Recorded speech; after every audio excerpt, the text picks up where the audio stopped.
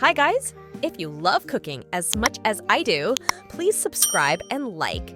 My dream is 1,000 subscribers. You always let your emotions get in the way. That's the problem with you, Lorelai. You don't think. Mom, please. He's just a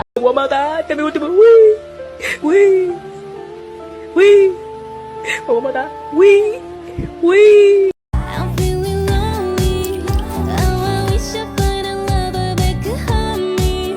Now I'm crying. just a man, Lorelai. No, he's not. Oh, so what are you telling me? That this was all worth it because you 1 cup of brown sugar, 1 cup of peanut butter, 1 large egg, 1 teaspoon of baking soda, half a cup of chocolate chips. Mix it all together. Divide into 12 and place on a prepared baking sheet at 350 for 8 to 10 minutes. Boom.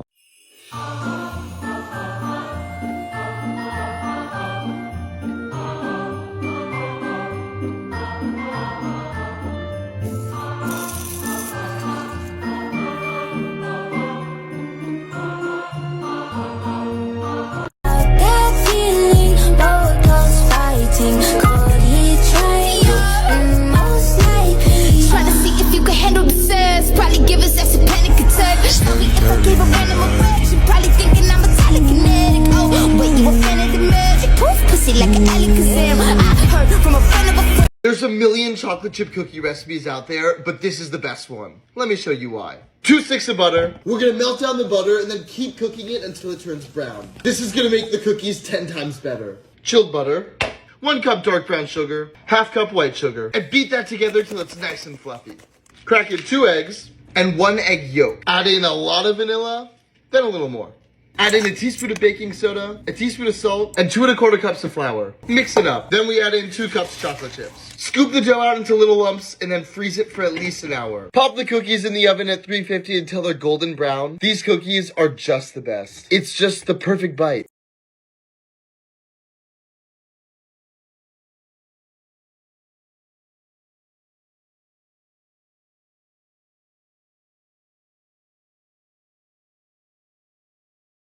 If you love cookies, then you're gonna love these. This is Andrea's Cookies in Toronto. As a cookie lover and friends to a cookie maker / chocolatier, I know a thing or two about cookies. For me, these are the best cookies in the world. Levain Cookies in New York has nothing on these. That top row with the pink, that is the birthday cake, which is my favorite. The one on the bottom, those are cookie butter, chocolate chip, and then another cookie butter. Her cookies are absolutely divine. They are buttery, soft, thick, perfect amount of sweetness. Every bite takes me a little closer to heaven and also has this nostalgia taste to it. Anytime I visit Toronto, this place is one of my first stops and it should be on your list too. These simple tips will elevate your cookie game. Always brown your butter. Browning your butter makes for a softer cookie and adds a nutty flavor. Chop your own chocolate. Buying a chocolate bar is a lot cheaper than buying chocolate chunks. This also lets you choose and control the size of your chocolate. Combine your chopped chocolate with chocolate chips to create different layers of flavor. I like to mix milk chocolate, dark chocolate, and semi-sweet chocolate. Always rest your dough. Resting for even half an hour allows the flour to fully hydrate and intensifies the flavor of the cookie dough. To add decadent pools of chocolate, simply press in a chocolate oval or fève into each cookie.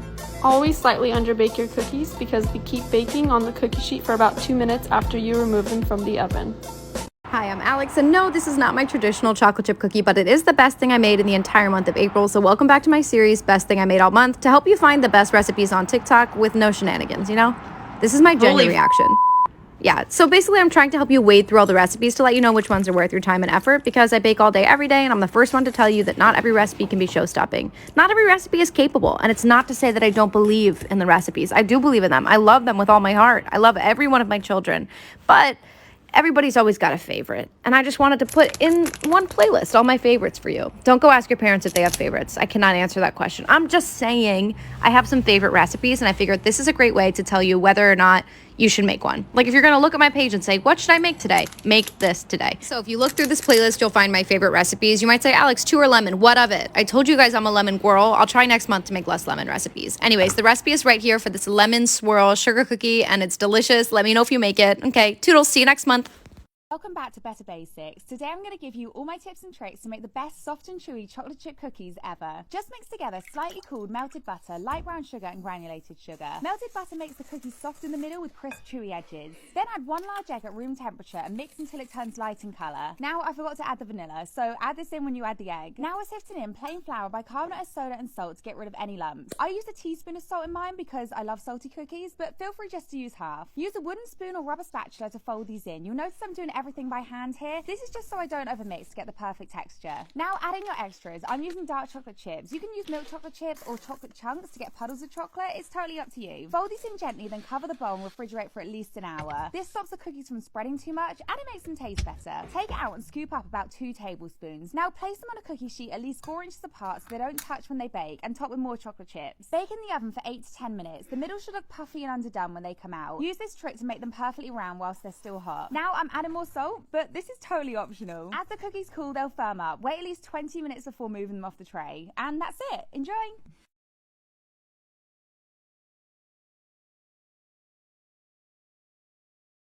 Welcome back to part 56 of my mission to make every single chocolate chip cookie recipe on the internet, rate them, rank them, and share the data with you all. Now this is part of the re-rank of the top 15 cookies, so we're starting with number 15, Chris Morocco's cookie, BA's Best.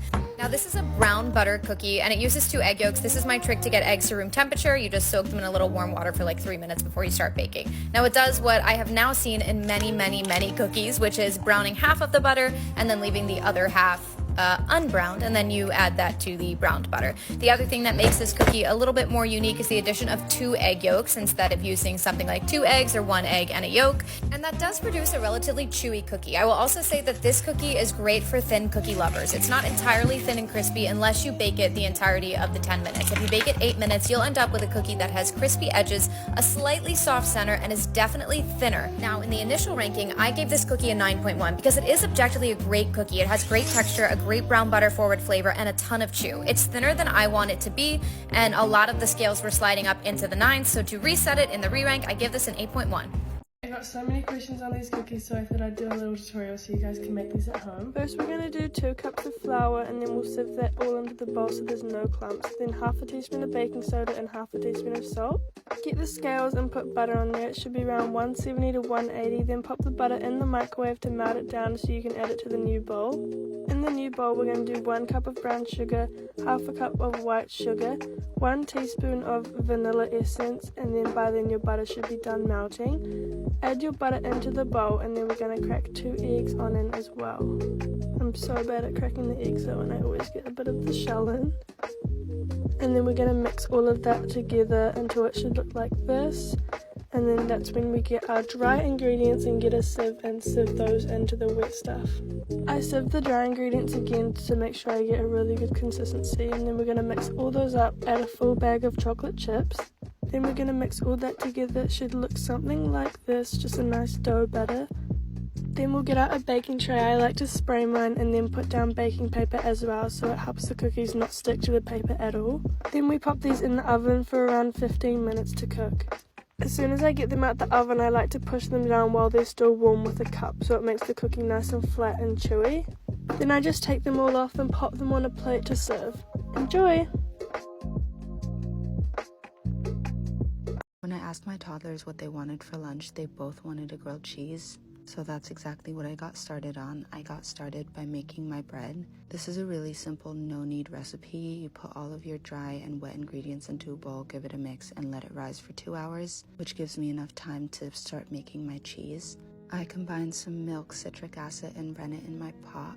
Let that heat up, and then once it's solidified, I'd return it back to the heat and stir it gently before letting all the curds drain and then stretching it out. Stretch it until it's shiny and smooth, and then put it back into that cooled whey. The kids love pesto, so I made a fresh basil pesto by putting some basil, pine nuts, some garlic, a splash of lemon juice into my food processor and blitzing it while slowly adding some olive oil, and then I finished it off with some Parmesan cheese. I set that aside and got my bread out. I scooped it onto my floured surface and gently formed it into a ball. It does not have to be perfect whatsoever, and then transferred it over to my parchment before letting it bake in my Dutch oven for about 30 minutes. You need butter on your grilled cheese, so I made a garlic and herb butter by whipping some heavy cream until it's separated, pressing out all the buttermilk, and then combining it with my garlic, herbs, and some flaky sea salt. I wrapped it up in some wax paper and let that chill in the fridge while I pulled out my bread and let that cool for a little bit. We like thick slices of bread in this house, so I cut 2 thick slices of bread, sliced up my mozzarella, and then spread some of that butter on my bread, pesto on top, layered on the mozzarella, added some more pesto on the other side, and also butter on the outside of the bread so it could get really crispy in the pan. I pull it out once it's crisp and the cheese has melted, and the kids absolutely devoured this. You're gonna wanna stop scrolling and save this cookie recipe. These are the easiest, most delicious cookies and cream cookies you will ever make. And these are massive. Who doesn't love a giant cookie? Although if you wanna make them smaller, you absolutely can as well. You're gonna start off by creaming your cold butter and sugars. You do not need a stand mixer, but creaming cold butter is just easier with one, so if you have it, use it.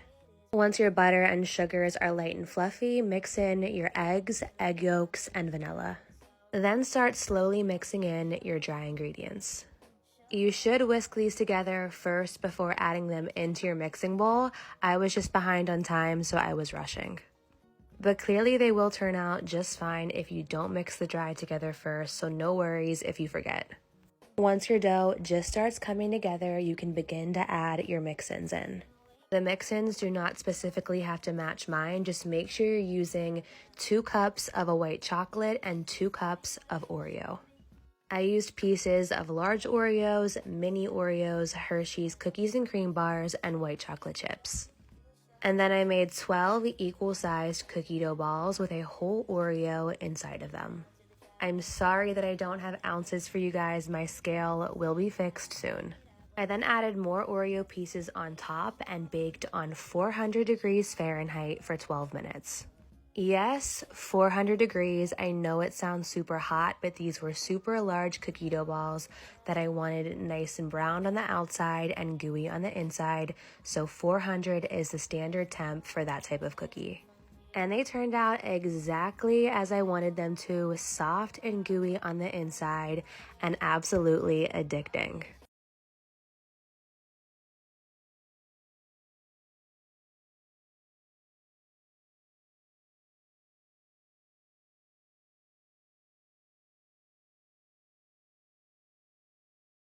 Les cookies de la Micaline, c'est clairement mes préférés. Les cookies de la Micaline, c'est clairement pas mes préférés. Tout d'abord, tu vas mettre du beurre ramolli dans un récipient. Salut à tous, c'est la salle. Pour la suite, tu vas ajouter de la cassonade avec du sucre blanc à l'intérieur. Pour la suite, je vais juste ajouter de la cassonade à l'intérieur. Ensuite, tu auras besoin de prendre de l'arôme vanille que tu vas également ajouter dans ton récipient. Ensuite, je prends de l'huile moteur que je vais ajouter dans mon récipient. Maintenant, avec un fouet, tu mélanges bien le tout pour obtenir une sorte de pâte. Maintenant, avec Tonio le couteau, je viens mélanger le tout pour tenter d'obtenir une pâte. Une fois que tu as la bonne texture, tu vas pouvoir incorporer un œuf entier. Tu le mélanges bien comme il faut avec ton fouet. Une fois que j'ai la pire texture, je vais pouvoir incorporer un œuf entier. Je le mélange pas comme il faut avec Tonio. Pour faire épaissir notre pâte, on va ajouter de la farine. D'ailleurs, si tu cherches toutes les valeurs, elles sont disponibles dans la description. J'ai eu la flemme de lire la description. J'ai donc mis une quantité aléatoire de farine de gravier. Enfin, pour faire gonfler légèrement la pâte, tu ajoutes une cuillère à café de levure chimique. Enfin, pour faire gonfler énormément la pâte, j'ajoute un sachet entier de levure chimique. Tu commences par mélanger au fouet et ensuite avec tes mains tu mélanges bien le tout pour obtenir une pâte non collante. J'essaie de sauver cette recette par tous les moyens possibles, même si ça signifie tremper mes sales mains dans mon bol. On n'oublie pas d'ajouter un mélange de pépites, 3 chocolats pour rendre le tout bien gourmand. Bien sûr, je n'ai pas de pépites de chocolat.